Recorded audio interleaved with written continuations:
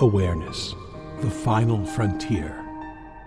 This is Awareness Explorers.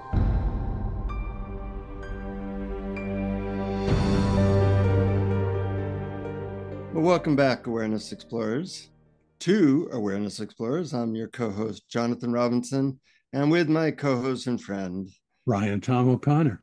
We got that down to a ritual now, Brian, and it's always good to see you for our next exploration. Today, a couple of weeks ago in a previous episode, we went into 10 cognitive distortions that the human mind tends to do and creates all kinds of havoc in our lives. And we offered very few solutions to that or ways to get around our mind's cognitive distortion. So today we're going to go into how to overcome these cognitive distortions or what to do about them so you can get back to peace, love, joy, harmony, and all good things in the world. And when we thought about doing how to overcome these things, what clear-headed non-cognitive distortion did you come upon? Well, I realized that this episode I was probably going to be boring and repetitive and keep talking about not believing our story and not believing our mind and how happiness isn't in the mind, and we go back. But I think that out of respect for our two-wing analogy, I'm very curious to hear some of the ideas I believe that you've researched about how we can challenge these cognitive disorders, what are we calling them? Cognitive distortions. Cognitive distortions, because our minds fool us all the time. And yes. So I'm curious what we come up with about what to do about that. Well, I'm glad you start off with our minds fool us all the time. Reality is pretty consistent from what I hear. And yet we are not very much in sync with it most of the time. We're going through all kinds of emotional rides, stories in our head.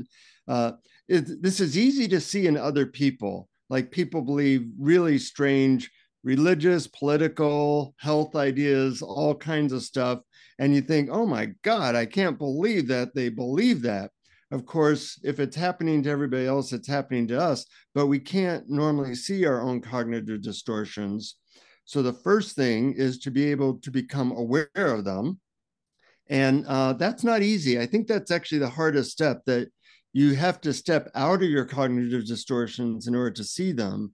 And that's one of the things that can happen with increasing awareness, is you don't identify so much with your own thoughts. So then sometimes a thought comes through your brain, like all or nothing thinking, like that political party, everybody's an idiot, or that race, or that something. And then you see, oh, well, that's interesting. That's that black and white thinking that I hear about. Or there might be catastrophizing, where you think, global warming is going to end the world. And you see that that's a cognitive distortion called catastrophizing. But you can only see those things if you are not totally one with those cognitive distortions. That's right. And one way of not being one with them is to realize that you are not your thinking. You are the space in which thoughts appear, and there's a little separation that gets created there. As a matter of fact, you are not actually the person thinking the thoughts either. That's an appearance in awareness as well. So the more you zoom out from the little me to the big I of universal awareness, I think the easier it is to see these cognitive distortions from a larger picture. Like I always say, there goes Brian doing that catastrophizing thing, or that overgeneralizing thing again.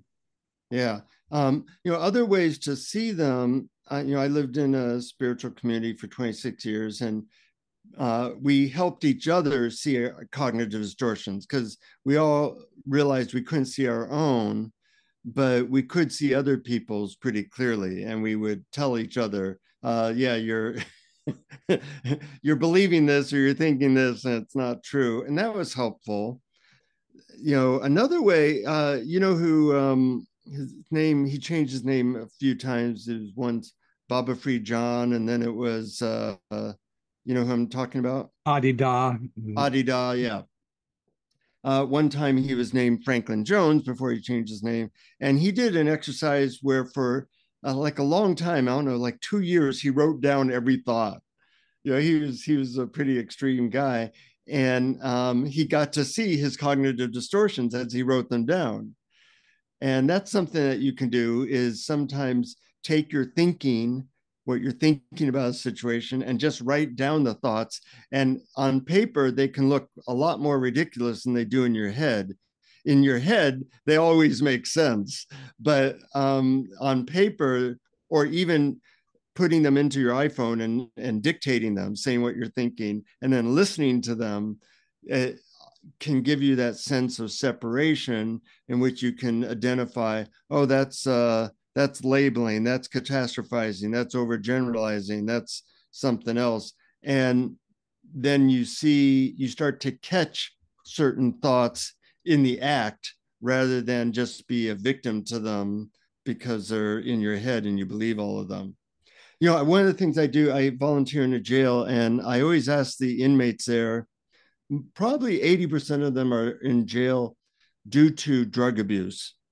And it's usually methamphetamine or heroin, but sometimes other drugs. And I asked them, so what? I said, did you know that this drug is bad for you? And they always say, yeah. And I said, so what thought did you have that got you to take the drug again once you were on the outside? And it's interesting because it's always the same thought. There's just one thought that does that. And that is, oh, I'll just do it this one time, you know, which is a cognitive distortion, not true. But that's like the way that some thought appears in their brain. They believe it. They, you know, take the methamphetamine or whatever. And then they're back in jail, you know, a month later. So it made me think that we all have a weakness for some thought that gets us in trouble. Yes, I'm sure we do. And that example I find very interesting because it highlights, I think, a theme that we developed in the previous episode of this topic, which is why do we have this thought? So, for example, why do we have the thought, I'll do it just one time? And the reason is because we need that drug to feel better. And why Mm-hmm. do we need to feel better? Because we can't handle our emotions. So Yeah. there's always an emotional reason. So cognitive distortions are strategies that we employ so that we can avoid feeling the things that we don't want to feel. Well, I think that's one reason. I think another reason is that they're shortcuts. They allow us to act more quickly. So, one reason might be what you just said, that it helps us to avoid negative emotions. But another reason is that these cognitive distortions are shortcuts. So, we don't have to think so much and we can act quickly based on little information. So, you know, many years ago, if we saw somebody from a tribe that we didn't recognize, we had a thought that we could generalize and make them potentially all dangerous, or we could get to know that person. Well, occasionally when we got to know that person, they would hit us over the head and kill us. So that strategy didn't work so well. So we came up with, oh, all people from that tribe are bad and dangerous. And that saved us time and sometimes saved our lives. Well, that's not that necessary now, but we still have those thinking tendencies from our past. So that's another reason for the cognitive distortions. But the big question is what to do about them. And the first step is always awareness, become aware that you have them. And then you know, the one spiritual system that really focuses on this is really Byron Katie's work, where she has focused on looking at your thinking as a way and kind of dissecting it as a way to get beyond it. and she has 4 questions and a turnaround. We've talked about Byron Katie and we've talked about her work, but there are other ways of doing it as well that are also effective. But just to summarize, she has people ask the question, is your thought true? Can you absolutely know for sure that's true? How do you react or how do you feel when you believe that thought? And who would you be if you didn't have that thought? And those are all ways to get around some of these cognitive distortions so that you're not so identified, so that you can be free of whatever story you're currently victim to. And what do you think of her stuff? Oh, I think that's absolutely one of the best methods ever invented. It's genius. But I just want to remind people that why we ask those questions. It's usually because we are having a judgment against somebody or a judgment against some circumstance. Either this shouldn't be, or that person shouldn't behave that way, or I shouldn't feel this way. So there's this. So that's what triggers the that's what she starts with. It's like judge your neighbor, or judge yourself, or make some judgment that something shouldn't be. That's what that's the starting point. That then you ask those 4 brilliant questions. Yeah. Um, and, I have to say that her stuff hasn't worked that well for me. Everybody has different approaches, and this cognitive approach is great for some people and not great for me. I'm more tuned into being free of my story through more of a physical sense. But it does work for some people. And there's a whole branch of psychology called cognitive behavioral therapy, which has been shown to be probably one of the most effective therapies. And basically, cognitive behavioral therapy, or CBT as it's known, is to take cognitive distortions and reframe them or create a rebuttal so that you're not victim to believing that thinking so much. And CBT probably has more research backing it as being effective than any other form of therapy, I think. And what it looks like is, you notice a say all or nothing thinking. All those people are idiots or whatever. And then you look at that and you can reframe it, you can ask questions, you can come up with specific ways to see outside of that limited box. For example, you might say, are there any aspects to this that I'm not seeing?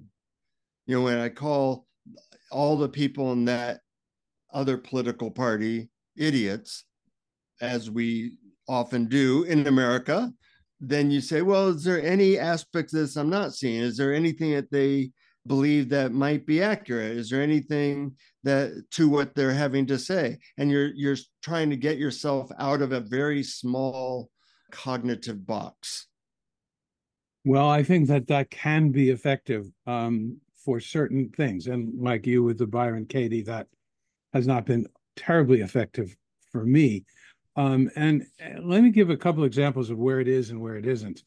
It is not necessarily cognitive behavioral therapy per se, but it's becoming aware, as you mentioned, is the first step. Aware of your thinking. I was working in an office, and there was a temp guy that came in and sat next to me, and we hit it off, and we had a lot of conversations, not about work, just in general. And one time he said to me, pretty much everything out of your mouth is sarcastic. And I didn't realize that. I thought I just had a good sense of humor. But I realized that my humor was based on sarcasm. Yeah. And I had not seen that before. And simply revealing that to me and realizing it made me notice every time subsequently I was being sarcastic. And since I didn't particularly care for sarcasm in other people, I decided to see if I could stop being sarcastic myself. So in that case, seeing it worked. But there are other cases where it absolutely did not work. For instance, defensiveness, fear of criticism.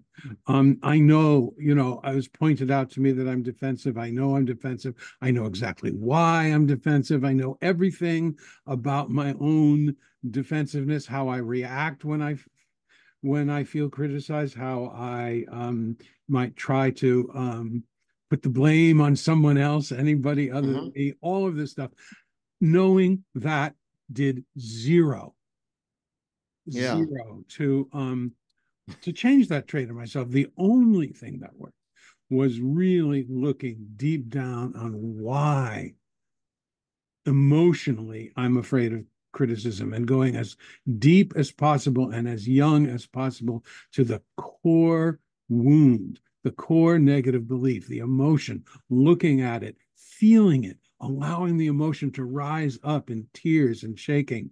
And that's the only thing that helps. So we talked about this in the first episode, and I just am expanding upon it a little. Sometimes for things that are relatively surface, knowing that you have that trait is enough. But sometimes it's related to something so deep that all the stuff in your brain that you know about isn't going to get to it until you allow those emotions to really come up to the surface and be experienced and heard. Yeah, I'm glad you said that. I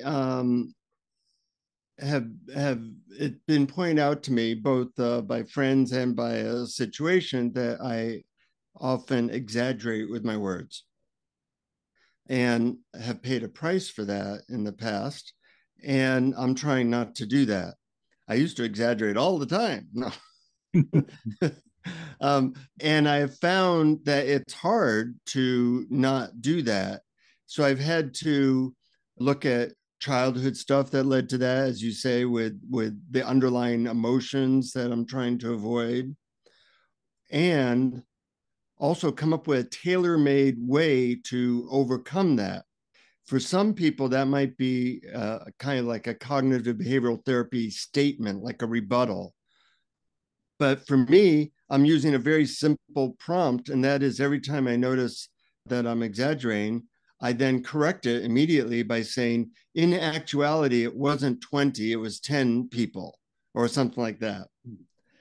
Trying to, just stop it very, very directly. So there's all these different ways to deal with cognitive distortions.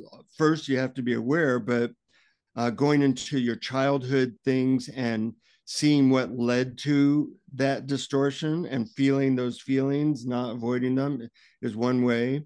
Coming up with questions that help you to see beyond them, like Byron Katie's question: can you know for sure that that's true? That we can't know for sure anything, so that at least brings some doubt to some of your thoughts. One question is that for the different cognitive distortions, there can be an antidote question. For example, for black and white thinking, you could ask yourself, well, is there any middle ground between those two extremes? And that way you can see something that you normally can't see. I think of it like this, that certain thoughts are like a nail in a board that is stuck. And you hit the nail one way and it loosens it, and you hit the other way and it loosens it, and you hit it again. And eventually you can get the nail unstuck. And some thoughts, some beliefs, some views of reality are stuck in our head. They limit our ability to see or even be awareness. And you have to find your own path to not getting stuck in them. Yeah, I think that's a really good analogy. I like the nail analogy. It seems to be true. I also liked your description of what happened to you with the exaggeration, and put me what that put in my mind was that there's also another key element, which is motivation. I mean, a lot of Mm. times we don't care that we have these negative thought patterns and cognitive distortions. We really don't care. But in your case, this was a situation where you were called upon it and accused in a way that was harmful to you, so that increased your motivation. Yeah. There Yeah. was an emotional element in the urgency of the situation. So that Right. created the motivation to do what you said, to take those steps, which seemed to me to be quite effective. Yeah. And in fact, one technique I often give to clients and I'm using now is I wrote an essay about how motivation has interfered with creating trust in relationships in the past, how not motivate, how exaggerations have, and how it's affecting my life now. And if I don't stop that, how it can interfere in my life in the future in negative ways. And that helps to create more motivation. So when you see that there's something, some way of looking at the world that is creating pain in you or difficulty in your life, then you're motivated to work on it. And if you look at, most people have thoughts about relationships or themselves or making money or the world that are really lead to depression, anxiety, addiction. And you really have to see that we're paying a price for certain ways, certain cognitive distortions. It's easier to see in other people. I mean, think of it. Do you know somebody who has a belief or like your sarcasm, my exaggeration, where you see, man, they're really paying a price for that. And yet they hold on to it because these thoughts are going through their head, and whatever goes through our head, we tend to believe. Yeah, that's right. Which is why, I think the easier method to all of this is to drop below the neck, to forget, ignore those thoughts and notice what sensations and perceptions are appearing in your body and in the world around you right now, right here, right now. Because all of these cognitive distortions are about either the past or the future. And all thoughts about the past and the future veil our true nature, which can only be experienced now. Quite true. And something I've wondered is, people like Byron Katie will say, you only suffer when you believe your thoughts. And is there a way that we can globally take anything that goes through our head and just not take it very seriously? Because most people, 99% of the world, every thought in their head is truth. And if you're listening to this podcast or you and I, that's not we're not at that place. We think, well, I believe most of my thoughts, but sometimes they're a little ridiculous. But someone like a Byron Katie, or as you get more enlightened, you really do have this viewpoint that thoughts are random. They have almost nothing to do with you, or certainly not with your true identity. They're programmed stuff from the past and your parents and society, and they are often very, very harmful. There are some thoughts that you need to get to the airport and you have linear thoughts to get you there, but so many of our thoughts are these overgeneralizations, these black and white, these catastrophizing, these labeling in ways that are disempowering. And it'd be better if we just had this overall attitude of, yeah, whatever, Mm-hmm. Mm-hmm. or one of my techniques, as is blah blah blah. Mm-hmm. Well, that's a very good technique, I think. I've spoken to a lot of people who have heard you mention that on this podcast, and they use it. Um, I think that another thing that is important is to demote your thoughts to the same level as body sensations and Mm, perceptions, like sound. Like, for instance, you know, the feeling of weight against the chair is a sensation that is appearing right now in awareness. The sound of birds outside is an appearance in awareness right now. The thoughts that go through my head are simply another appearance in awareness right now. And I am that awareness, which doesn't choose what appears in it, just allows everything that appears in it. So you're demoting it because thought wants you to pay attention to it and only it.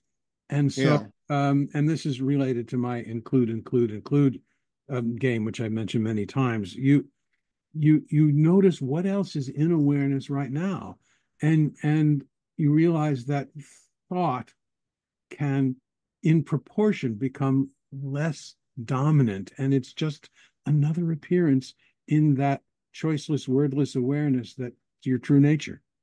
Mm-hmm. And I love that method. And as you know, Brian, I recently went through a really challenging time where I felt like I was being unjustly accused by a group of people. And I got stuck in thought loops that I couldn't get out of. And I hadn't experienced this for a lot of years. So it was a really interesting time. And I would try to meditate or do include methods, and I couldn't do it. And literally, I hadn't experienced that for decades. So it was like, oh my God, I help people out of trauma loops in my MDMA and coaching work, and here I was in a trauma loop that I couldn't get out of. And eventually was able to with the help of friends, and the situation changed, so it's not a problem now. But mostly with the help of friends. But the other thing that helped me was creating a rebuttal to my thought loop. So my thought came up with something like, "This is so unfair, and those people are being unjustly accusing with no actual evidence, or a lot of what they said about me seemed to be untrue." And it was a very hard thing to get out of. I guess in my childhood, I was unjustly accused, so it was a big trauma thing for me. And I came up with a rebuttal so that I could get out of that trauma loop or that thought loop. And I think coming up with tailor-made rebuttals for some of our cognitive distortions is important. So I came up with, sometimes life is unfair, and it's okay to allow people to think what they want of you. Wow. And it is true that life sometimes is unfair, and you can't control what other people think about you sometimes. And I could feel the truth of that statement. And then I would say, but right now I'm safe, cared for, and there is no emergency. That's the second one is really good too. Right now, I'm safe because Yeah. when we're in these trauma loops, it's all about what somebody did or said in the past, Yeah. and the danger we're going to be in the future because of it. And that's why, I said it before, and I'll say it again. All those thoughts about the past and the future are the veils to the happiness which is here, just simply just simply covered up. Yeah. There's a statement where you don't really have to do anything to become enlightened, but you have to use a tool to get out a thorn. What's that You statement? use a thorn to pull out another thorn, and then you Oh, throw okay. both thorns away. Yeah, right. So I was using a thought to pull out another thought so I could just come back to present moment awareness. Excellent. And sometimes that's what you need. So there's, as we often say, different strokes for different folks, different tools at different times. And once you realize that you are believing certain cognitive distortions, then, and becoming more aware of them, choose your method for hopefully becoming free of them. Obviously, the ultimate method is to become pure awareness, but sometimes you might need like a bridge to that, or Yes, a tool. it's Mm-hmm. true. Yeah, and I like this rebuttal idea, and I was wondering if we could explore because I think that the rebuttal that you created seemed to be very effective and very good. But are there any guidelines for how to come up with a rebuttal, or what the rebuttal should be? Yeah, and in fact, in the guided meditation we do today, I will be helping people with that. Um, the rebuttal has to be something, a rebuttal is different than affirmation. An affirmation, if you're having a hard time making money, you might say, I am, I am fully abundant and rich or whatever. But a rebuttal is more of something that you can't argue with, that you can believe. So a lot of times the rebuttal might be something like, I am learning to overcome my financial mistakes of the past and create more wealth. You know, you are learning that, so you can't really argue with it. Or I am learning to be kinder in relationships. But if you notice that you do certain things in relationships that are unkind, to say, I am kind in relationships, part of your brain might be saying, well, no, you're not, you just yelled at your spouse or something. But if you say, I'm learning to do this, or I think you have to really tailor make it to a person or to yourself so that you believe it, it feels good in your body, it is something that is actually true. So there's no other thought that says, yeah, that's not really true. Yeah, I think that's really good. It has to be true so that you don't have some inner part of yourself that argues with it, because that's just going to Exactly. get in the way. And the other thing about it being true is that it actually has to be free of the very cognitive distortions we're talking about. Right, right. Yeah. So in the meditation, we'll go into that. But in terms of asking, how do you create that? I often will use words like, I'm learning to, I'm making progress in, if I have a cognitive distortion, like I'm no good with finances, for example, that's a one that a lot of people have. You could say something like, I'm learning better ways to make money. I'm now learning better ways to make money. Or we'll see. I'll come up with many examples in the guided meditation. And it sometimes takes time to come up with one that feels right. If you're mad at somebody, you could say, sometimes people don't do what I like, and that's okay. As opposed to having a should. People should be considerate. Sometimes people do things that I don't like, and that's okay. Yeah, I think that's really important. It's sort of like the second half of the rebuttal, which you talked about right now.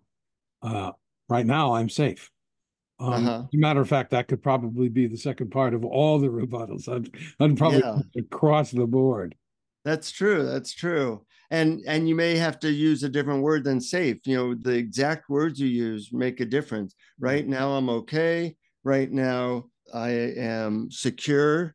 Whatever works for you in terms of feeling right in your body and mind. Right. And I think the other point that you made originally when I asked this question was, does it feel right for you? Does it feel comfortable? Do you feel okay? Is there a little bit of a sigh of relief Yeah. when you use that rebuttal, as opposed to the thought that makes you feel anxious?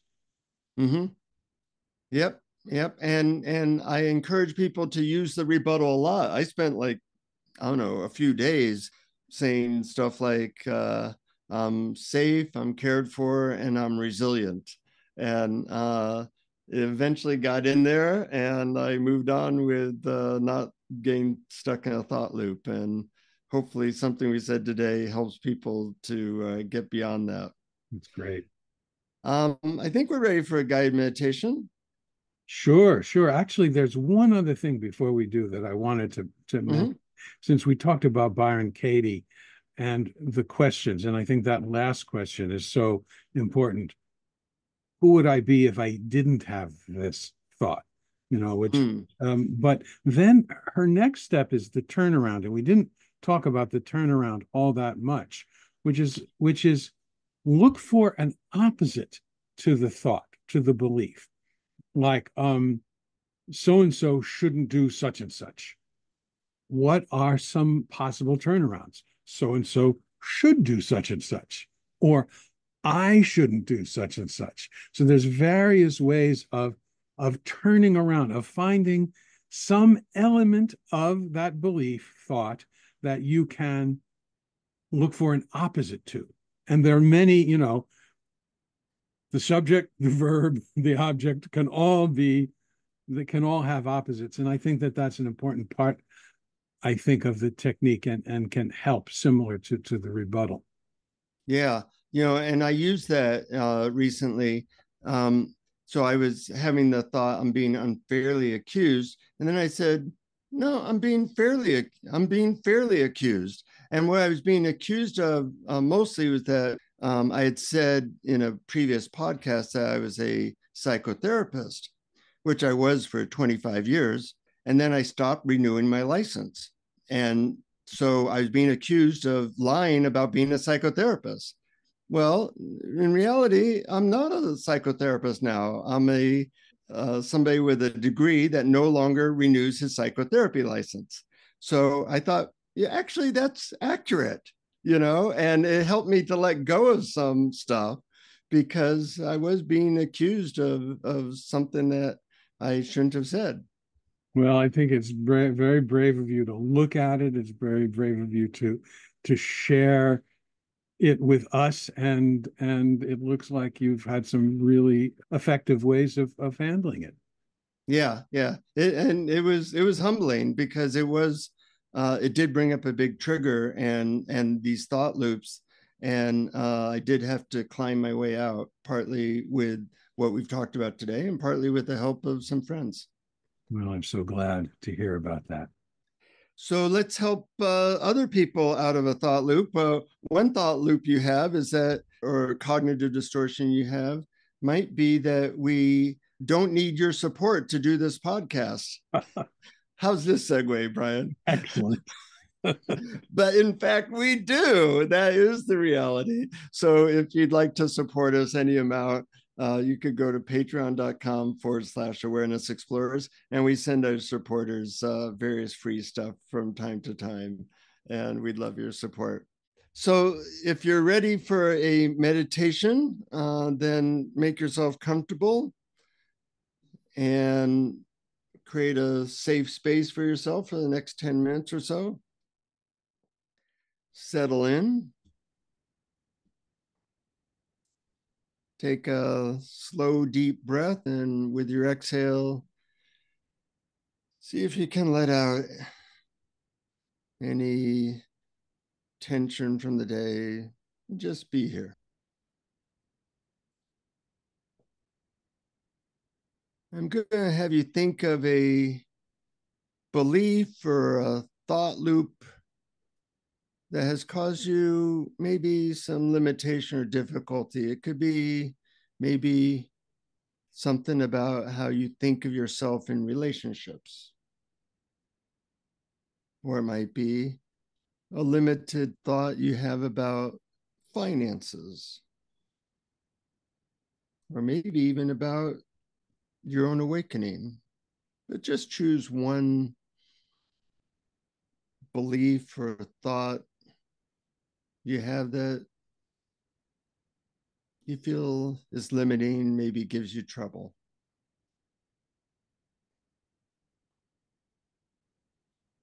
Some people think they're not good in romantic relationships, or they'll never have enough money, or they'll never get enlightened. Those are examples.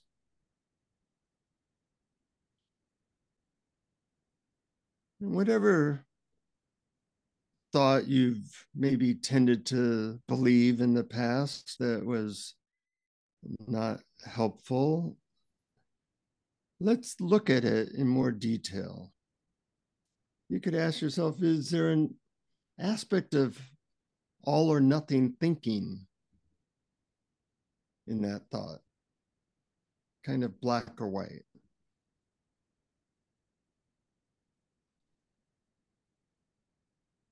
And if that's an aspect of it, you might counter it by thinking, is there some aspect of this thought that keeps me from seeing something more nuanced?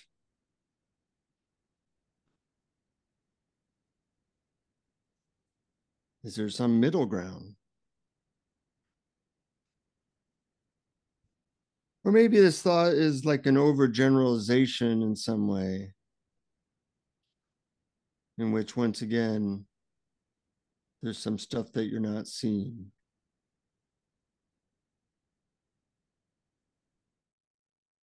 Maybe there's an element of catastrophizing in this thought.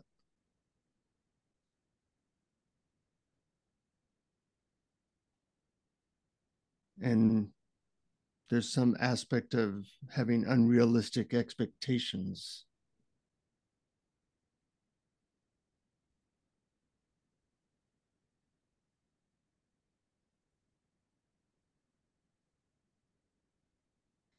You could ask yourself the Byron Katie question, can you know for sure that this is true? And feel into the doubt, like, well, yeah, I guess I really don't know for sure.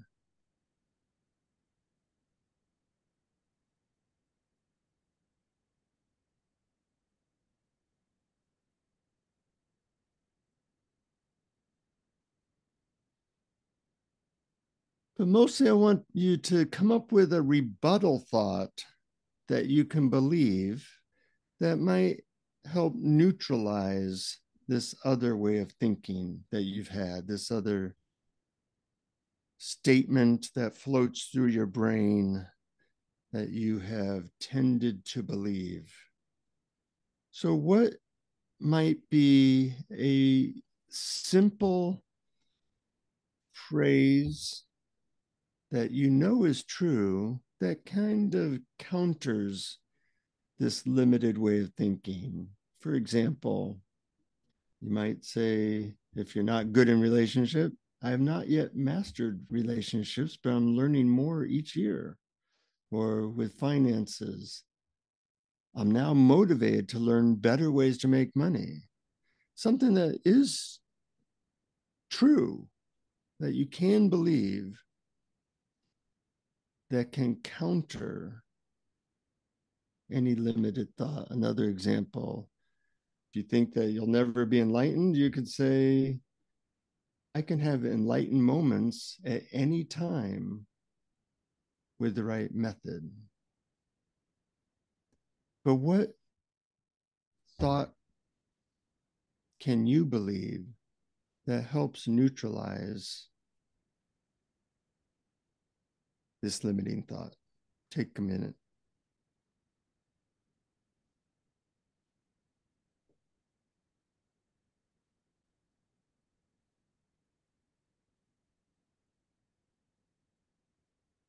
And does this thought resonate in your body? Does it feel, yeah, I believe that?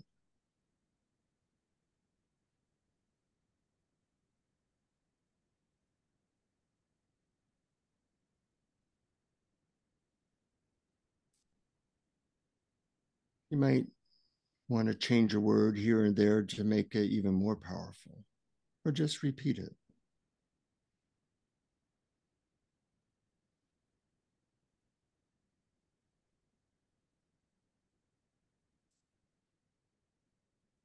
And in fact, the right rebuttal thought can almost be like a meditation in of itself as you silently say it to yourself and feel into the truthfulness of a new way of thinking.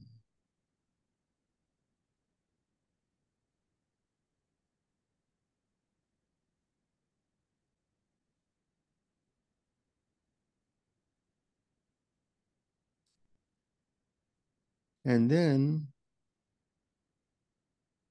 can you go beyond the thoughts into the safety, the openness, and the moment-to-moment awareness that's here right now. That's always here right now.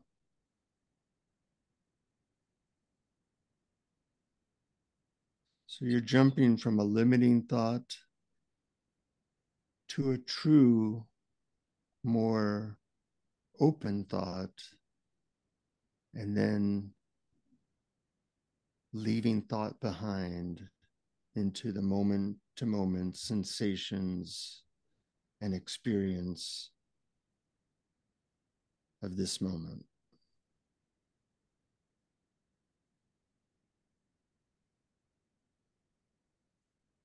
And you become aware of how your body feels in your chair, the quiet surrounding you, supporting you. And when you're ready, very, very slowly coming back and opening your eyes and enjoying the rest of your day.